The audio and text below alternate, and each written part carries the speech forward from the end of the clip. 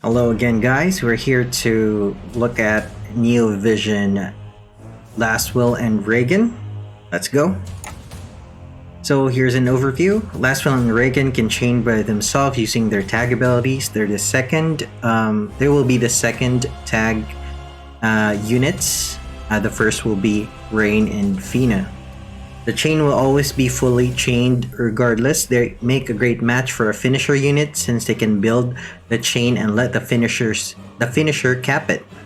They can also do 70% more physical damage to broken enemies. Their damage skills have absolute mirror of equity chains for the base form. They can self-imbue ice but only up to 4 turns per battle. Also self-imbue fire in the base form, brave shift form. And lastly, only the base form's LB has tag attack, while BS form has fire physical abilities with the tag attack. Alright, so let's take a look at their TMR and SCMR. Trustmaster reward is acknowledged by Purple Lightning, boost attack by 30 and boost attack by 40 when equipped with a sword or katana. It's not stackable. So there's not much to say about their TMR, it just attack boosts, but usable in both forms if you have nothing better to equip. Also procs their Trustmaster passive.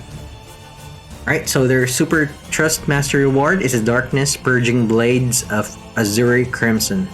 That's a mouthful. Attack is 192, enable Dragon Slaying Blades, boost physical damage against dragons and boost LB damage. So it's an SS tier SCMR with a lot of physical dragon killers at 75% and a small LB damage boost at 25%. It's a sword, so it goes well with Riku's vision card from KH3, which provides 100% attack passive when equipped with swords, and also 110 flat attack, the highest flat attack vision card for now. Best in slot for their BS form since it also procs their trust passive of 50% true dual wield and conditional 50 attack passive when equipped with swords. Also procs their base form's trust passive, same 50% true dual wield and 50% true double hand. Alright, so this is their vision card. I think this is the first vision card with true dual wield passives on it. So correct me if I'm wrong. Just a bit low on the flat attack at 90. Level 10 at 90, level 1 40. And also I don't want the 200 HP and the 20% HP because these are damage dealers.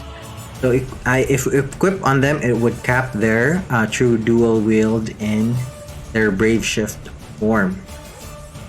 Alright.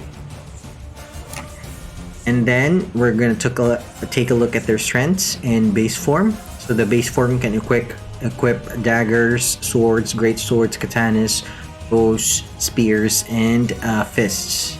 And those are the armor they can equip. They specialize in physical change skills with absolute mirror of equity chains. They can self-imbue ice, but only up to 4 times in battle, so be careful running out of usage. So here are their skills. I will talk about the 4 skills. The next skill is on the next slide. The last skill is on the next slide. So first is the Blue Ice Blade, level 5, ice physical damage 41 with ignore defense 50 to 1 enemy, so that will be 82. Increase LB gauge 5 to caster, AMOE chain. Next is a Fire Ice Blue Blade, level 5, physical damage 73 to 1 enemy. Also has Fire and Ice Imperil at 120 for 3 turns. Also AMOE chains. Next is Snow Matoi Blade, 4 uses per battle, unique selection, multicast, eye physical damage 45 with ignore defense 50% to 1 enemy. So that's 90. Add ice elements to physical attacks for 4 turns to caster. So limit 4 uses per battle, also AMOE chains. And lastly is the Blade of Smashing, 2 turn cooldown, available on turn 2, physical damage 47.5 with ignore def 50% to 1 enemy, also AMOE chain. So these chain skills are not tag attacks, however, so they would need a chaining partner with triple cast AMOA attacks. Right, so that's the only downside there. Alright, so utility skills, they have MP refresh and damage mitigation to soft. They can also boost ice and fire damage by 30. Do note that it costs LB crysts, however, further making their LB hard to use without external support. Furthermore, they can imperil ice and fire by 120 and apply an AoE dragon killer buff, both for physical and magic damage. Lastly, they can apply an AoE damage mitigation buff for dragons. So first skill is the Father and Son Unity, fresh 360 MP flat, split over 3 turns to caster. Mitigate damage taken 60% for 3 turns to caster. So if you want to survive the big threshold attack or something. Increase fire and ice physical magic damage 30% for 3 turns to all to caster. So this skill uses LB crysts. Fire, Ice, Blue Blade, level 5, we already talked about that. And then the last one is a Dragon Sword, 5 turn cooldown, available on turn 1. Increase physical magic damage against dragons for 4 turns, so all allies. Mitigate physical damage taken against dragons 15% for all allies. This is going to be useful if you're fighting a dragon enemy. Bahamut 3-star or Dark Kokoryu in Dark Visions comes to mind. LB is a tag attack for the base form. They have an active LB damage buff of 200% and an LB damage passive of 100. Blue Ice Blade can fill LB gauge in preparation for LB, so it's 5 cryst per cast, so that's 15 per turn. LB costs 46 crysts though, so LB has triple AMOE chains, just like Sora. So it can chain with triple AMOE chainer. And also NV Lasswell. Same chains on their LBs. Alright, so let's take a look at their LB. Bright Mirror or Double Blade, 46 crysts, 24 hits, max level at 40. Grand Tag attack for the specific ability, which is this one. Physical damage 100 to 1 enemy. Non-elemental, so you can imbue yourself with ice so to make this have an element. Next is Complete Awakening, Father and Son, 4 turn cooldown, available on turn 1. Cure attack break to caster, increase attack 300 for 3 turns to caster, increase LB damage 200% for 4 turns to caster, also can't be dispelled. And lastly, those who protect Palladia, increase LB damage 100, increase physical and magic damage against humans and dragons 50 and 200% respectively, and chance to ignore fail damage 100% when HP is above 30, max 1 time. Alright, so here are their passives in base form.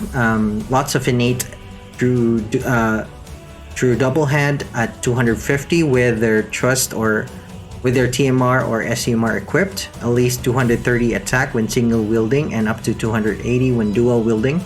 High Dragon Killer at 200%, some Human Killer at 50%. They can do more damage to broken enemies by 70%, so they're the second unit to do this.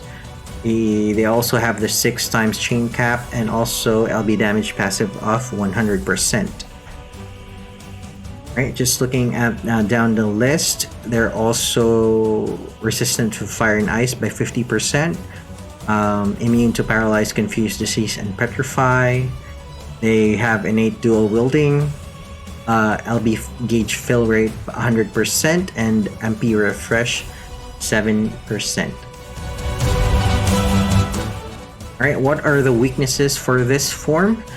They have 250 innate TDH with a Trust passive, but only 50 through dual wield. The best build for them would be True Dual Wield to take advantage of their cap modifier. However, it's really hard to build them for True Dual Wield because they only have 50% True Dual Wield passives. So the True Dual Wield passive is low, but it can be compensated with better True Dual Wield equipment. So it really depends on what equipment you have in your equipment pool. If you have a lot of True Dual Wield equipment, SCMRs. You could build the base form True Dual Wield. If you're lacking on them, they're really easy to build True Double Hand, but you won't take advantage of the cap 6 times chain cap modifier. Alright, so it's also very hard to fill their LB gauge without external support, like from a support unit that fills your LB gauge. Their skill, Blue Ice Blade, can fill their LB gauge by 15 per turn, assuming you triple cast it and not do anything else, and no LB Chris go your way. They would also need at least 3 turns to fill their LB gauge, and at least 1 LB Chris go to them while they're doing that, since their LB costs 46 Chris. And their LB is the only skill in their kit that has a tag attack. Also only has 100 modifier, so it's kind of low if you compare it to Rain and Fina. And also their Brave Shift forms LB. Alright, so this form is kind of underwhelming for me. Alright, so here's a sample rotation for the base form. Turn 1, you set up so Blade to defeat the dragon, that's a dragon buff.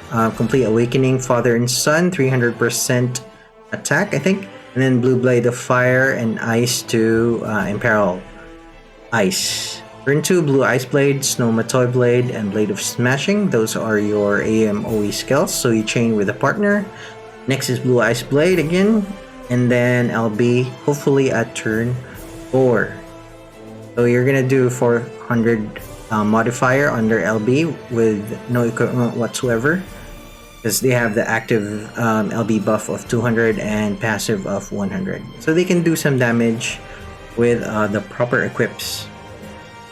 But it's really hard to pull off their LB damage. LB. Notice the fire and ice amp skills are not here because they cost LB crisps. Alright, so how to build the base form? They should be built True Dual Wield and LB damage, but their True Dual Wield passive is only 50%. Building them for TDH and LB damage is a lot easier. Rain and Venus SCMR would be best in slot on them when building for LB damage and True Double Hand. You can add Master of Fate from NV Cloud to cap TDH. Or you could also use Azure Radiance from Starlight Elena. King Rain's Armor, Rika's Glove, Courage to Move On, Guardian of Light Sora are also great equips when going for LB damage builds. Alright, so let's take a look at their Brave Shift form strengths. They can equip daggers, swords, great swords, katanas, spears, and guns, and surprisingly shields as well. So Lasswell Reagen switches from being an ice attacker to a fire attacker in BS form. They can also switch from being True Double Hand focus to True Dual Wield focus. So thank God for that. Both fire abilities are tag attacks, and the first one has damage over time. I haven't seen this kind of skill again. I think the last, as far as I can remember, it's Kaito. Damage over time. Also Kryla maybe? Or yeah, to some extent. So Flame No Sword. So this is just a translated skill name, alright? So from the Japanese, it could change. Grant tag attack for specific abilities for 1 turn to caster. So this ability, fire physical damage 2 times, fire physical damage 68 times, and then fire physical damage 38 times per turn for 4 turns to 1 enemy.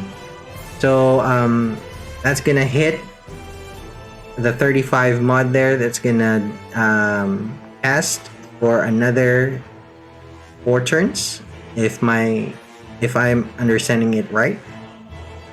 Yeah, this turn is included in the count, right? So another 3 turns. And then next is Flame Womatoy Twin Sword. Can be used up to 4 times in one battle. That's 9,000 fire attribute attack on all enemies. So that's 90 modifier. Fire attribute added to own physical attack. So this is their imbue, can only be used 4 times. So if you're gonna use their non-elemental LB, you can use this skill to imbue yourself with fire. However, it has limited uses, so plan your turns accordingly. LB and BS form is one hit finishing attack, as opposed to base form, which is triple AMOE chains. And this is great for capping a chain. It doesn't have tag attack, so you need to cap a chain, a support chain or a regular chain, any chain. So similar to their base form, they have 100% LB passives and 200 active LB damage buff. So their LB is called Darkness, 46 crists, 1 hit, max level 40, physical damage 145 to 1 enemy. So modifier here is 45 more than their base form. It's gonna hit really hard. I think Reigning Phoenix are 120. Alright, so if you build this Braveshift form for LB damage, you're gonna get hit really hard, but they're still hard to fill their LB gauge by themselves. They need external support. Alright, so those who protect Palladia increase LB damage 100%, so same with the base form, and also complete Awakening Father and Son increase LB damage 200%. Utility skills, they still have access to the same utility skills in base form, so we already talked about this. And let's look at their passive. So they're kind of similar, but this one is true dual wield focus. So they have 150% true dual wield passive, so you only need 50%. That could come from their vision card or a piece of equipment. And 250 passive attack at most. So, alright, do note that they can equip guns and spears, but they don't have attack bonuses when equipped with the guns and spears. Alright, so just going down through the list, they still do physical damage against broken enemies 70%. They have fire, ice, and dark resistance 40% on this form. Completely immune to paralyze, confuse, disease, and petrify. Innate dual wielding. Also has the chain modifier cap, and then LB gauge fill rate 100, MP 7%. Okay, so weaknesses. They are perfect in their BS form. If I were to nitpick, it would be that they are locked to fire in their main damage skills, and their LB is non-elemental, though it can still be used against so it can still be used against fire-resistant enemies, but it's really hard to pull off your LB. Also, the damage over time mechanic could be troublesome if you're going against enemies with thresholds that you don't want to proc, or you want to manipulate the timing of, since they do damage over time, right? So it's hard to calculate when the damage is coming. But so far, those are their only weaknesses. They really can't call them weaknesses, right? Because, right, so BS form sample rotation. So easy rotation, do the Dragon Killer buff, 300 attack buff, 100 fire, 120 fire imperil on turn 1. Then you can just spam flame, no sword, level 5. I'm not sure how to calculate the mods, but this is my best attempt at them. I'm not sure due to the damage over time aspect of the skill. So Flame No Sword at turn 2, that's gonna be the damage. That doesn't have the damage. It has a damage over time, so that's 35 times 3. But the next turn, it's gonna be twice that, I think. 35 times 3 times 2, because it carries over to the next turn, right? When we cast it on turn 2, it carries over to the next turn, and the next turn, and the next turn, I think. So that's how I calculated it. Not sure if I did it right, but correct me if I'm wrong. Let me know in the comments. So how do we build the BS form? Build them for true dual wield and LB damage if you want to use your LB for burst damage. Their own TMR and SCMR would be great on them. Zantetsuken FF13 from our Lightning comes to mind to cap true dual wield and increase LB damage. They have bonus to attack when equipped with 4 weapons, as I've said before, except guns, spears, so take note of that. Best vision card for them would be Riku's KH3's VC, and they can also make use of their own VC abate at a lower base attack at 90 compared to 110. So daggers, great swords, katanas, and swords have the attack 50% passive. Alright, so what are my final thoughts on this unit? If my math is correct about their BS forms damage, they would hit really hard.